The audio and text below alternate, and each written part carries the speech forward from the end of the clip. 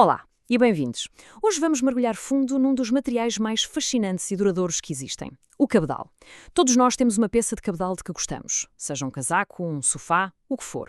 Mas por que é que com o tempo acaba por ficar com aquele ar gretado e gasto? E mais importante, o que é que podemos mesmo fazer para o evitar? Pois é, esta imagem é familiar, não é?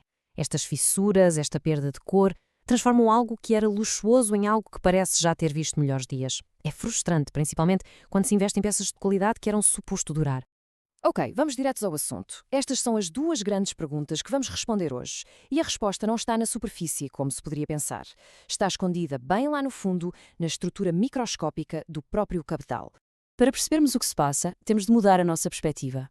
O cabedal não é um tecido. É, na verdade, uma estrutura biológica que foi preservada.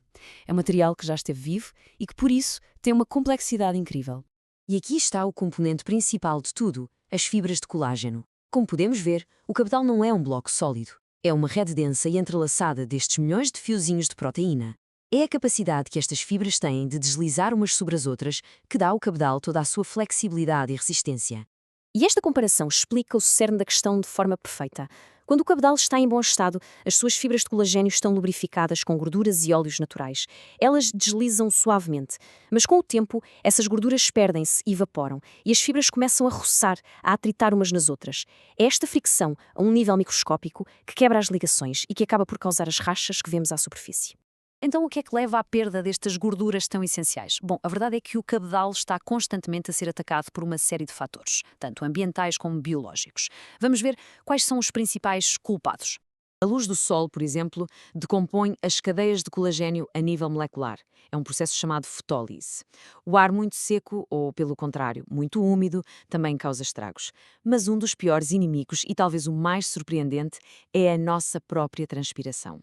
Os sais e os ácidos do nosso suor são incrivelmente corrosivos e vão alterando a química do cabedal ao longo do tempo. Agora, vamos falar de um erro muito, mas mesmo muito comum, que acelera todos estes problemas. Usar o produto de limpeza errado. E isto não é uma questão de limpeza superficial, é mesmo uma questão de química pura e dura. O ponto fundamental é este. O cabedal é naturalmente ácido. O processo de cortume estabiliza-o num pH entre 4,5 e 5,5 e é isso que preserva as fibras. Ora, a maioria dos produtos de limpeza que temos em casa, como o sabão da louça ou detergentes, são alcalinos. São quimicamente o oposto polar do cabedal. Esta citação diz tudo. Usar um produto de limpeza alcalino não está só a limpar a superfície. Está, literalmente, a reverter o processo de cortume a um nível químico. Está a destruir a integridade do cabedal de dentro para fora, causando um dano que é permanente e irreversível. Ok, já vimos os problemas todos. Agora vamos à parte boa, a solução. A manutenção correta não tem nada que saber. Baseia-se num protocolo muito claro de 3 passos. Primeiro, prevenir. É o mais básico. Manter o cabedal longe dos seus inimigos. Segundo, limpar regularmente com as ferramentas certas. Muitas vezes, um pano úmido chega perfeitamente para remover o que é abrasivo. Mas é o terceiro pilar, o condicionamento, que é o verdadeiro segredo. É aqui que devolvemos a vida ao material. Mas atenção, nem todos os condicionadores são criados da mesma forma. A abordagem que se escolhe para alimentar o cabedal faz uma diferença gigantesca. O que é fascinante aqui é a diferença no mecanismo. Muitos produtos comerciais usam óleos minerais e solventes. Dão um brilho rápido, sim, mas os solventes podem até estar a remover as poucas gorduras naturais que ainda restam. Em contraste, os condicionadores tradicionais, feitos com gorduras animais, como o sebo ou a lanolina e com cera de abelha, são bioquimicamente parecidos com as gorduras originais do cabedal. Eles penetram profundidade, nutrindo as fibras em vez de apenas cobrir a superfície. Demora mais tempo a absorver, é verdade, mas o resultado é uma preservação genuína e duradoura. E então, quais são os benefícios reais e mensuráveis deste tipo de cuidado? Os resultados foram estudados cientificamente e são surpreendentes. Para começar, um aumento de 16% na área de superfície que é preservada. Isto quer dizer que o cabedal bem condicionado encolhe menos e mantém-se mais flexível ao envelhecer. A seguir, um aumento de mais de 18% na resistência à tração. O material fica literalmente mais forte, aguentando mais força antes de romper. A flexibilidade também melhora imenso, com um aumento de 25%.